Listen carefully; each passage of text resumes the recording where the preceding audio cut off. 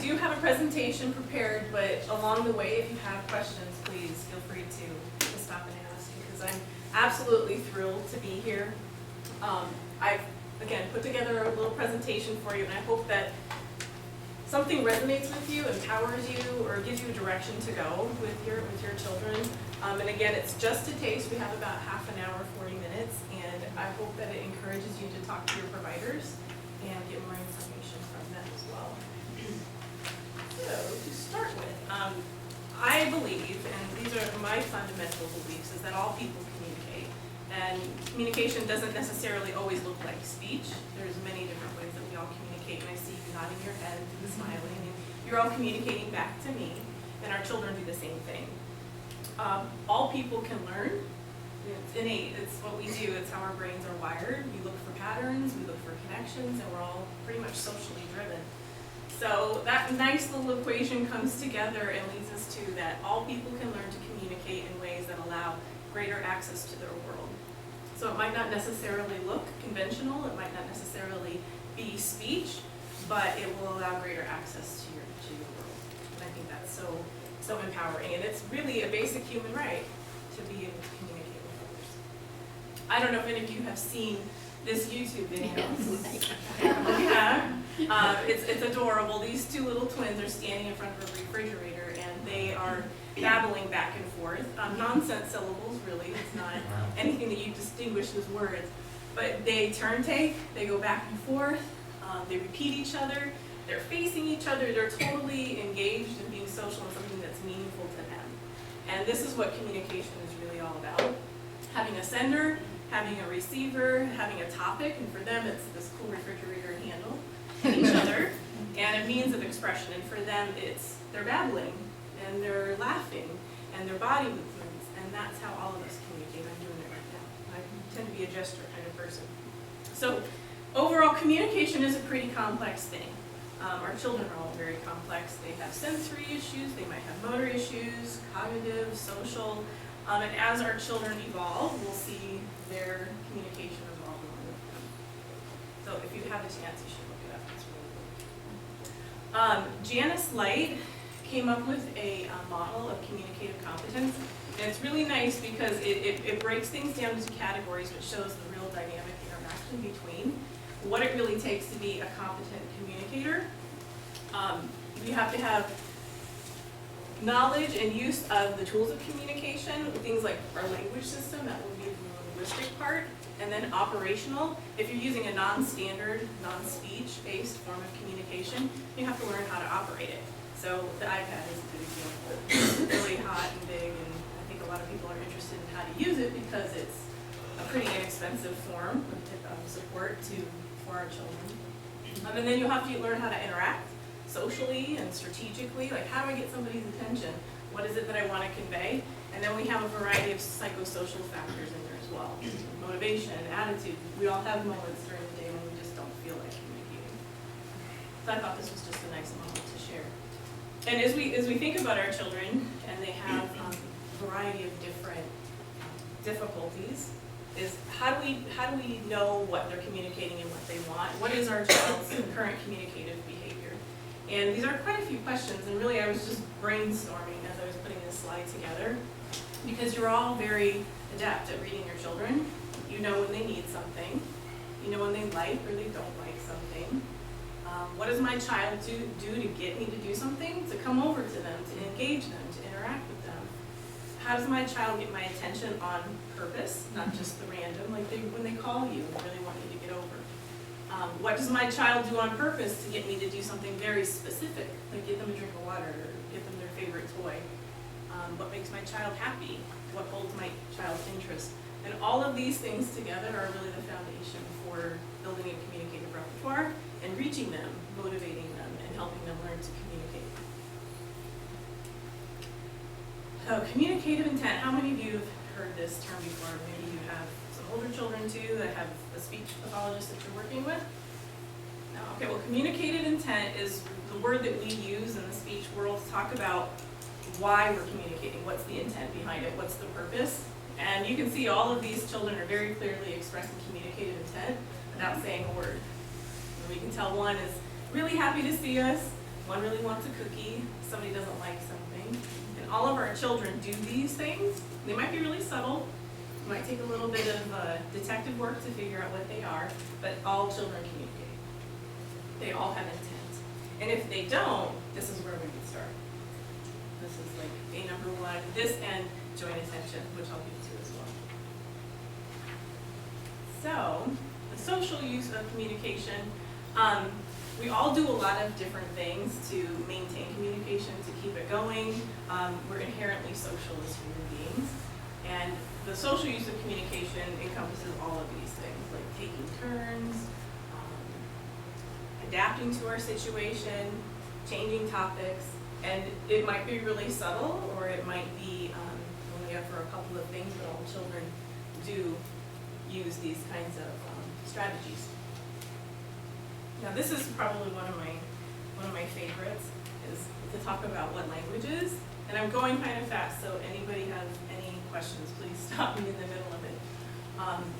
What language is. And language is a socially shared set of rules. We all know spoken languages like English, French, Spanish, they all are different in the sounds that they use, the way they put their words together, what words mean. Well, sign language is also a language in and of itself. A lot of times we'll borrow signs from ASL and teach them to our children as a way to functionally communicate, and that's different than learning ASL. It's a communicative support. Some of you are probably familiar with Mayor Johnson's wordmaker symbol, This is another way of representing language. And then, of course, I just put that over there for written language. So lots of different ways that we can represent our language and share information in a very codified way. So then, modes or modalities. Not every child speaks, and there's lots of different ways that we can transmit our language. So again, sign language. There's a little girl in the middle who's gesturing. Little boy over on the side there, he might use an object to communicate something to us. Of course, speech, and then we have the iPad with the communication app on it. So there are lots of different modalities, lots of different ways that we might express our language and our intents. And it's very important when we're thinking about these things to think about developmental appropriateness.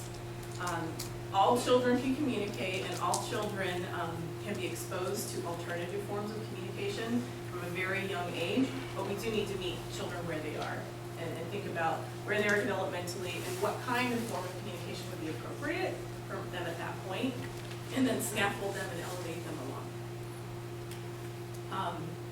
So how do kids typically develop language? How many of you have typically developed language? Yeah, it's a pretty intense process. It's and it just cascades naturally. Our sensory, we get control over our body, and our sensory motor skills develop. We start to develop purposeful behavior. We do things on purpose to get people to do very specific things. And then these are the two most important parts, is people respond as if they're meaningful. We do a lot of interpreting, a lot of maybe attributing communicative intent that might not necessarily be there, but if we consistently do that, then the children start to learn that that's how I get your attention, that's how I get you to do something. People talk about what a child's interest and really what motivates them, and that builds shared attention. I'll talk about that in just a minute too, with joint attention. Responding if a kid is meaningful, being really, really responsive to their attempts, and then talking about what they're interested in is the best way to really motivate them and get communication going. And then after that, gestural and vocal communication emerges. Kids start babbling. I saw in the CDG slide the reduplicated syllables, the ba-bas, the ta-tas, da-das. They're starting to produce speech. They're starting to produce these vocalizations that will slowly change over time and shape into meaningful words. And then spoken language emerges. So this is basically the progression. So again, shared attention and motivation. This is the most important piece. This is the key component to learning communication, is joint attention. If you're not motivated and you're not into what's going on, if you don't have something that you really, really want to talk about, then communication doesn't have any social soup to occur in. You have to get their motivation. So engaging, interacting, interpreting. For each one of these children, especially the baby over at the end, the mom is going to interpret what she thinks that the child is attempting to communicate, and then building on that. And that responsiveness is the key, is the linchpin once again. Then we have our communication partners, and that's you, parents and siblings, the most important piece of the whole learning to communicate.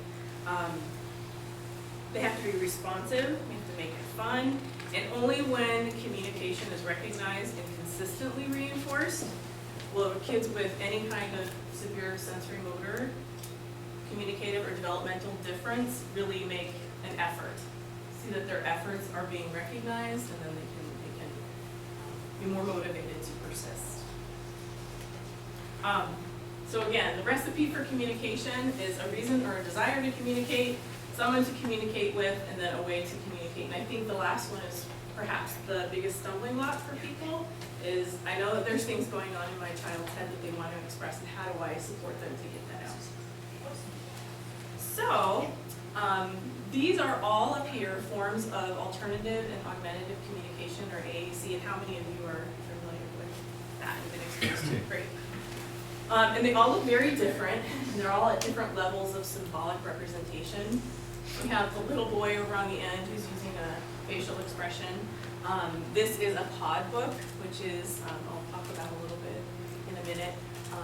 Gestures, objects, some children objects work really well, if exchanging a cup to get a drink, for example. This is a Big Mac, which is a single message voice output communication device, can be very effective for participation. And again, these are all forms of augmentative communication, and we use them. You know, speaking individuals, we use augmentative communication as well. But aided augmentative communication is something a little bit different. When I gesture or I use a facial expression, that's not aided. I'm not using anything external to my body. That's what aided AAC is. So each one of these things here, and how many of you have seen these before? Okay, these are all aided communication devices. And most of them, but not all of them, have voice output. Some of them do. This is a step-by-step where it has multiple messages you can put in it. This is a Big Mac where you push it once and it has one message. And then the others, except for this one down here, are all don't have voice output. They heavily rely on joint attention, on people being involved in a communicative exchange. You have to be there together, really, to use them effectively. And this is a textbook right here. All right, and I think this is very interesting. Maybe it's just me, and maybe I'll bore you with this, but the whole idea of learning to use tools, because children with physical disabilities have to learn to use tools, and they have to learn to use them effectively to communicate. And what really goes into learning to use a tool, because how many times have we put an iPad in front of a kid and they just bang on it because it does something? And there's a big difference between activating one of those aided communication devices just to hear the feedback, that's just a cause and effect toy, to moving to use it for purposeful communication.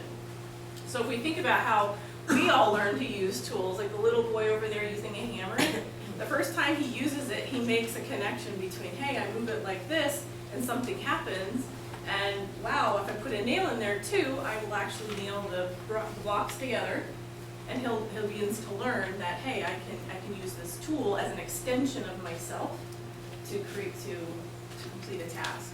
Same with driving. When we learn how to drive, there's so many pieces that go into it. That's just like learning to use a complex communication device. You have to think about getting to it, moving your hands. It's a very complex process, but over time it becomes an extension of yourself. When we think about voice output devices, they're really prosthetics. It's just like learning to use a prosthetic limb, an arm or a leg. It's learning how to accept this and indwell it. I don't know if you've ever heard of the concept of indwelling. It's from a famous philosopher. When we learn the way that our brain maps our body onto our brain, when we learn to use tools, we map them as part of our body, an extension of ourselves. And it's only through use and meaningful use and repetitive use that we learn to accept a tool as outside our body as part of it. And that's what kids who are using aided communication have to do. So eventually, it becomes a part of me. Most kids with communication needs, especially if they have issues with movement, they will have difficulties with interacting with the environment, and that's such a big part of the fundamentals of learning about communication, is being able to engage with your environment and physically move around it, actually have access to the book over there or mom over in the kitchen. So there are other issues that you might need a team approach with a physical therapist and an occupational therapist to make sure that all of these needs are addressed. It's not just about putting an iPad in front of a child, and I'm sure you all know that. It's about engaging and being able to compensate for all of these needs. So what it comes down to really for most kids is multimodal communication. The vocalizations that they use, the gestures that they use, maybe the words that they say, the communication aids that they use, all of them together, because we all do the same thing all day long. We're using multimodal communication. I might wave to somebody, like I've done about 12 times since I've been up here. It's the only gesture I know. We might point, we might speak, we might write a letter, we might text somebody. We're all multimodal communicators, and our children are too. And sometimes it can actually help to sit down with your therapist and do a little inventory. You know, what is my child doing right now to communicate hunger? What are they doing to communicate refusal? And then you can start to really narrow in and focus on what do I want to try to move along? What do I want to elevate to something that's more intelligible to more people? That's really the goal of using augmentative communication, is for people who can't speak, being able to say what they want to say, whatever they want to say, whenever they want to say it, to whomever they want to say it, whenever they want to say it. That's a big load, but that's the ultimate goal. The ultimate goal. And so there are some lower tech tools, and this is just a chart that I put in here about thinking about developmentally where might our child be, and we need to meet them where they are. So I think most of the children that you have are probably intentional and pre-symbolic, which means that they do things on purpose to get you to do other things for them, but they're not quite yet using words or using symbols or word makers. Or you might have some that are symbolic, and you want to start elevating that to being combining symbols, that kind of thing. So wherever they are, it's important to work with the professionals that you're working with to meet them where they are. And these are some of the basic communication functions. I'm sure you see these in your children.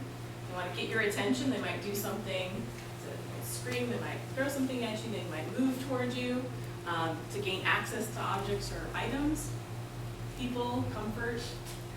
And I think when first starting out with an emerging communicator, these are the places that we start.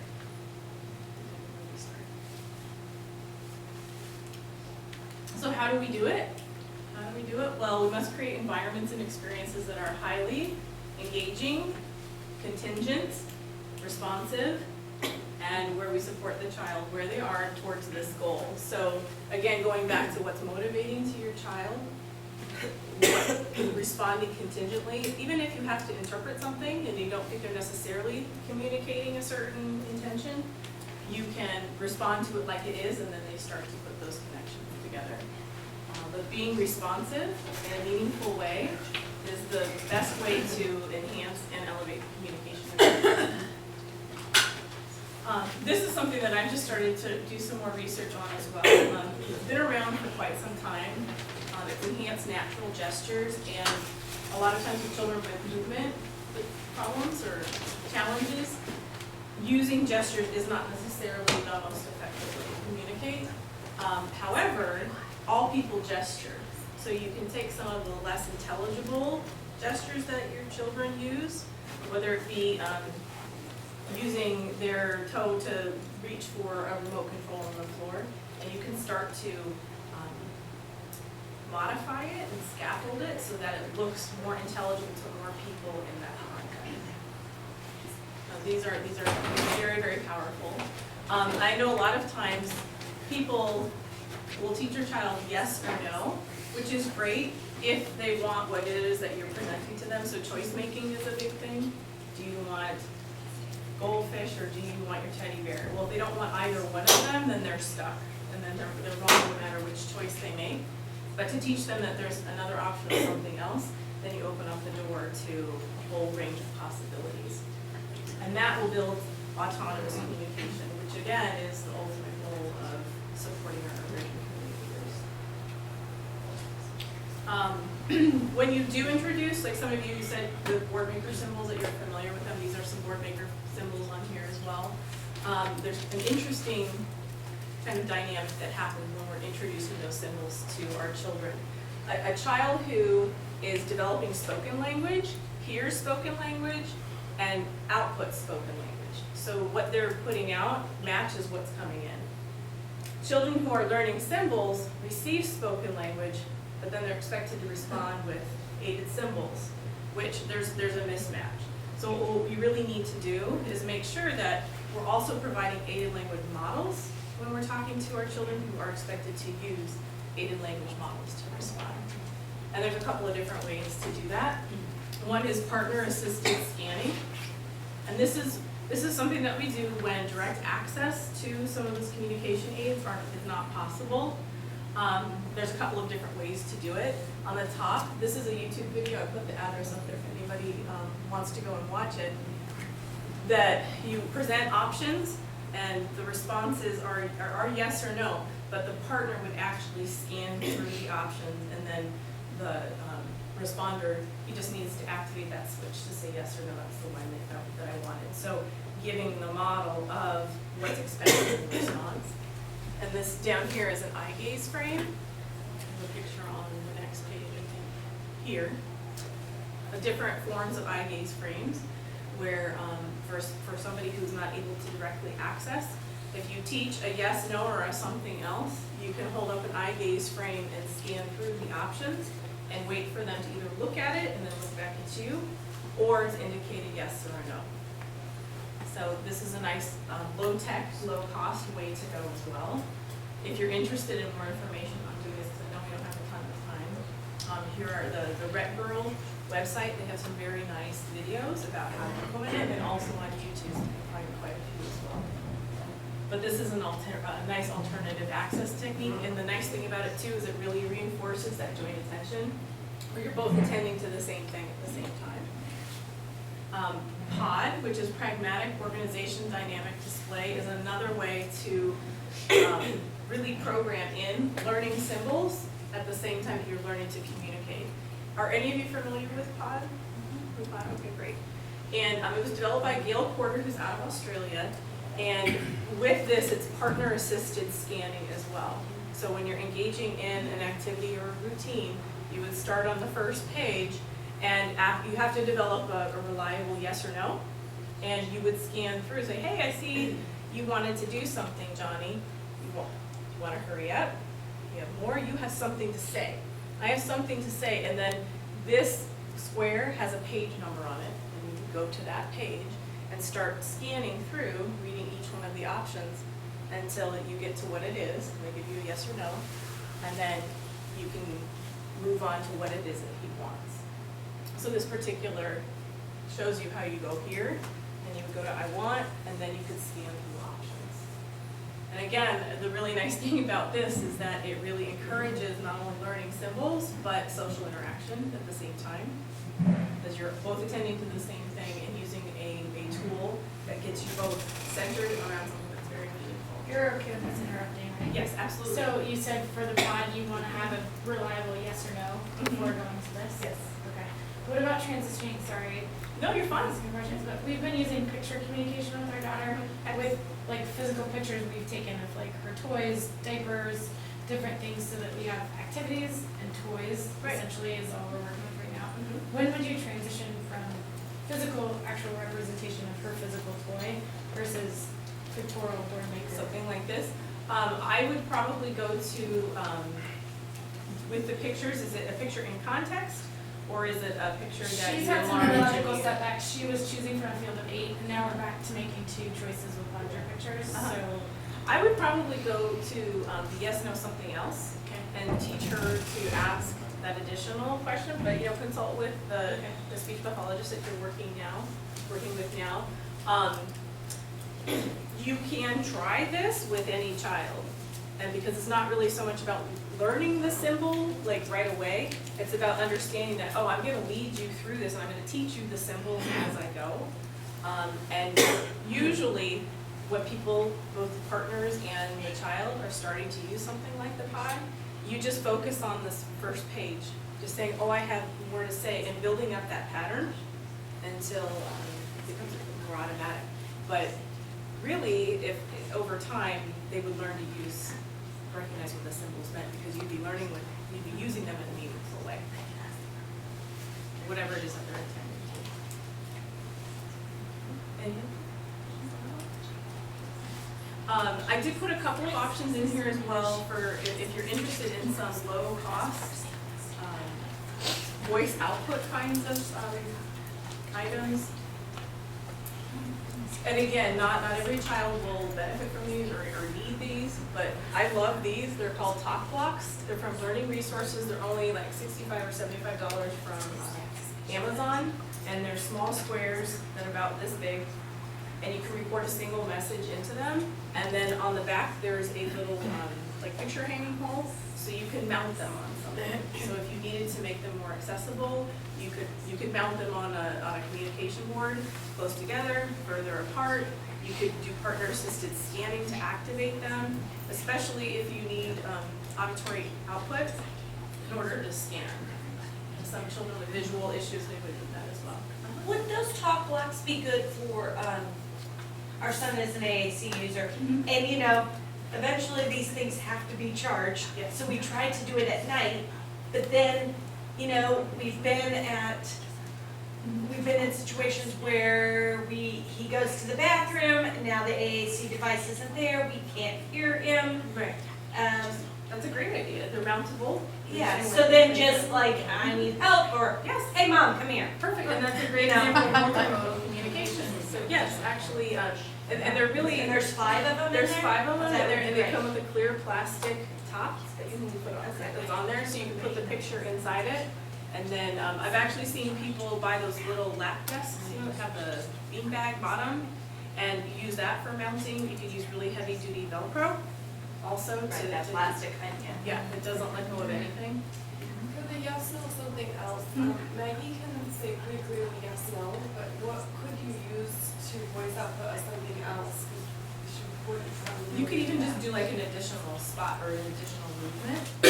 So she says it, Is there something normal that's used? usually it's we're able to have like yes, no, and then the third over here. So I pick an additional either vocalization that she might be able to do, or maybe it's nothing. Maybe she might not say yes or no, and then you can say, oh, is it something else? And then she can say yes or no to that.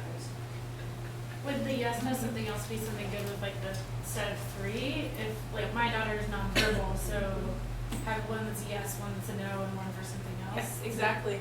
And these are good. The only thing with these is there's no plastic cut to you'd have to Velcro the picture on there.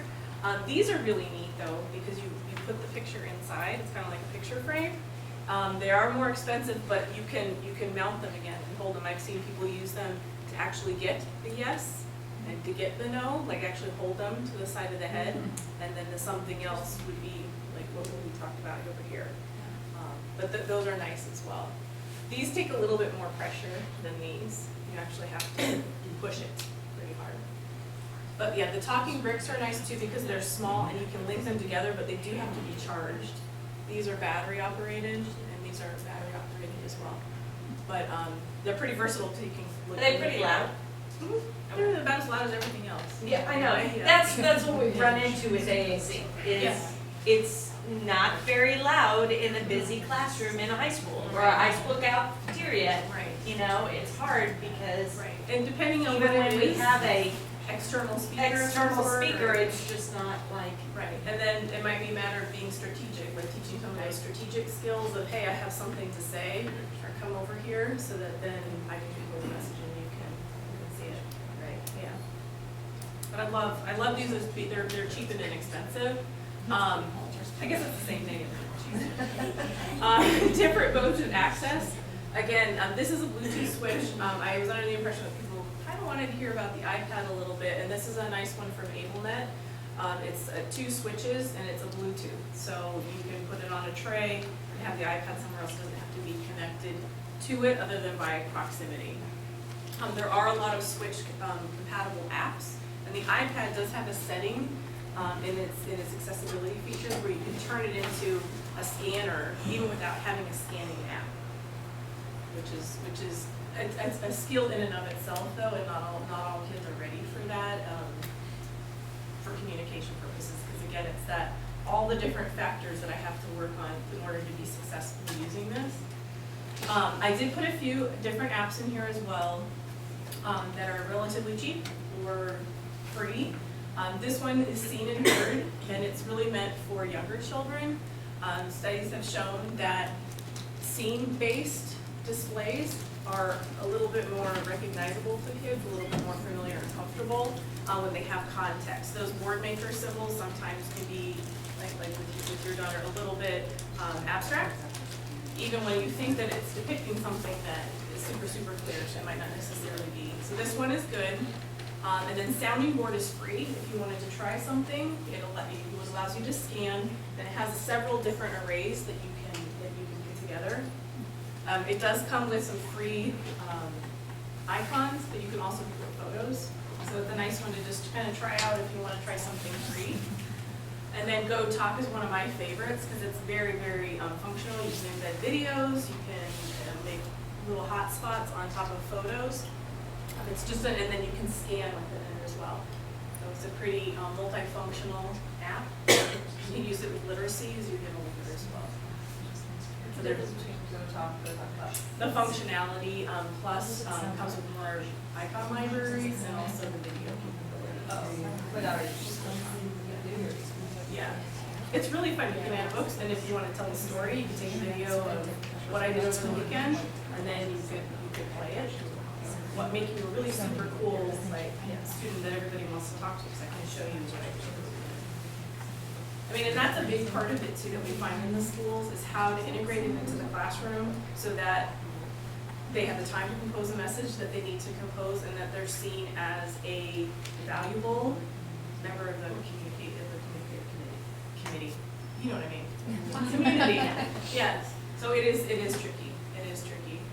So we have been talking with our speech therapist about like if there's a way to trial some of these more expensive programs, and she has tried contacting other people that she knows and hasn't been real successful. But do you know of any way that like some of the like $150 is a lot of money for something that I don't know if it's gonna work. Right. If it works, awesome.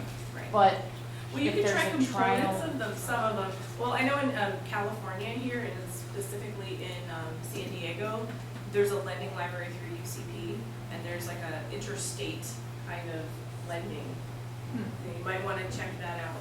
Right. Does Wisconsin have an assistive technology program? Illinois does. Oh, Wisconsin, you have WADI. Yeah. You have what is WADI. that? It's the Technology program. It's the Wisconsin thing. Yeah. Yeah, Wisconsin Assistive Technology Initiative. Yeah. And so you can contact them and they can get you what you need and they loan it for ours does 6 to 8 weeks. Is it for a person or for like the speech therapist themselves? Like that No, they'll use it. It can be for a specific child. Yes. Okay. And yeah, but use it. check with your state. Yeah. California has one. We know Wisconsin does. And Illinois has one.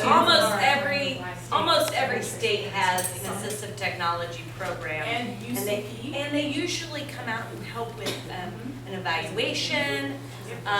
I happen to be a teacher for the visually impaired as my profession, so I do the assistive technology for some of our area, so through them, so that helps. And then Easter Seals does a lot, and so does UCP as far as having people come out and assist you with determining what's appropriate. I mean, and that's the biggest piece. Is there a cost to like that kind of stuff? Not usually. Not usually.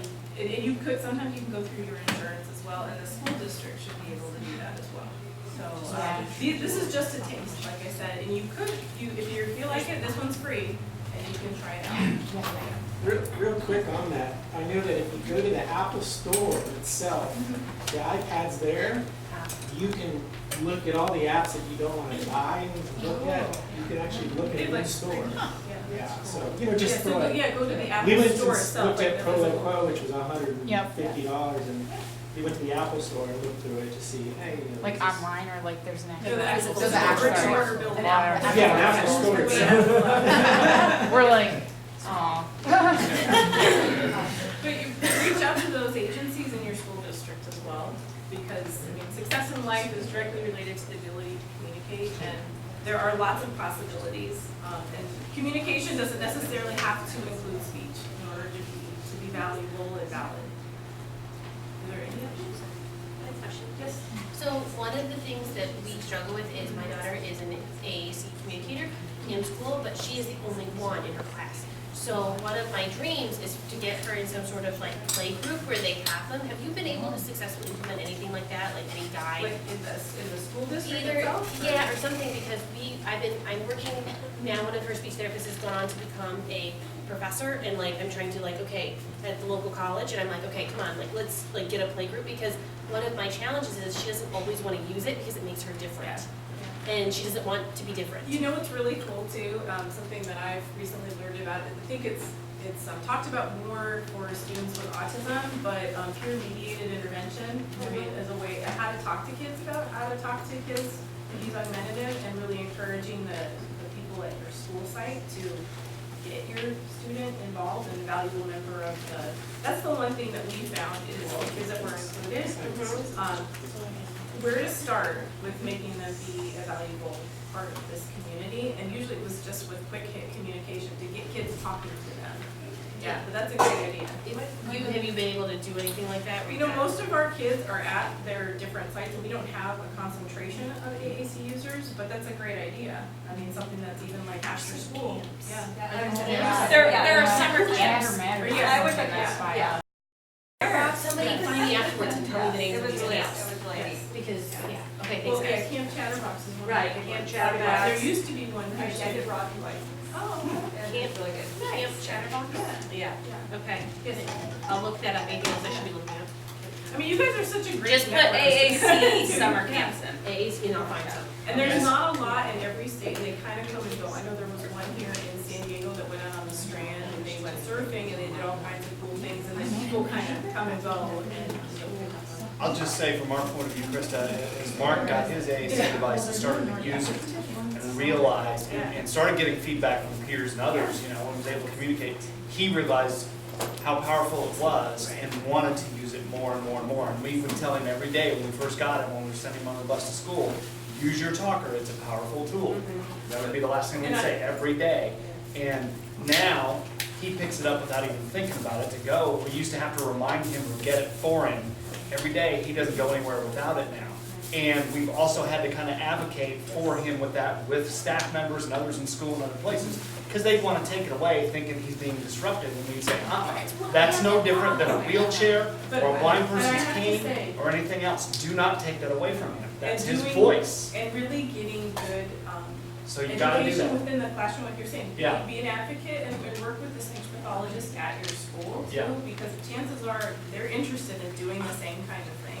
And having parent Yeah. support is wonderful. Yeah. But I totally agree with you. Getting the student that's included viewed as a valuable member of that community is the number one job. And we've found the most successful way to do it is to have just quick hit communication, like the back and forth kind of general purpose kinds of things that I can say that get people to start to pay attention to me. Hey, Yeah, how are so- ya? yeah, You know, even a funny joke, those- something like yeah, that. those silly, Yeah. My son's in third grade, mainstream them, and he uses touch chat. Touch chat, mhm. I mean, he speaks, but he's Yeah, hard to the understand. audience. So the speech therapist has, and his general ed teacher now, he dismisses everyone for recess using his device in the class. And he Wow, that's really when they have game time, one of the choices is Simon Says, so he has those buttons on his touch chat, so they're trying to get more So involved. he needs to That's be so great. introduced Yeah, to so that. there are some little, we're slowly getting him to use it around his peers. And they're really I excited. think from a about it. parent standpoint also, like with our, I mean, we're 15, so we're a little bit further along, is giving the time for them to communicate. And you know what? Yeah. Last night, we were at the restaurant, and I'm like, what do you want to drink? Tell the waitress what you want to drink. And he sat there because he was way more interested in the movie. Well, you know what? Then he didn't get a drink till he was ready. And it's really hard. It's really hard sometimes not to do those things, but we have to support them and say, you know what? It's okay that you're not getting your Sprite till halfway through your meal because you never asked for it. Because you're not gonna do that to a typical kid. If they don't ask for Sprite, you're not gonna give it to them. I do that to my 3.5-year-old, like you Yeah. started early, and we're You strict gotta learn to with speak up for yourself. you have to speak Kid, up, you and know, we I mean, also have taught other people, sometimes it takes her 5 to 10 seconds for it to trigger. So wait, And I think Yeah. that's don't do it like, for her, give her a moment, and that's our big thing of And that's very educating true others. with CDG. I tell all of For our a minute. therapists and teachers, she takes 10 seconds, 15 seconds to respond to what other kids do in the class. So you just, because people will like start doing things for her, like Especially in your process. situation. Yes, Patterson, Dr. Patterson is that like CDG, the cerebellum is almost like you're drunk. So it takes you longer to respond. So just reiterating to your teachers and other therapists that might not have ever worked with a CDG kid, just give Give them a them minute. 10 seconds. yeah, the education and the advocacy is the biggest part. You guys are so great. Thank you, I'm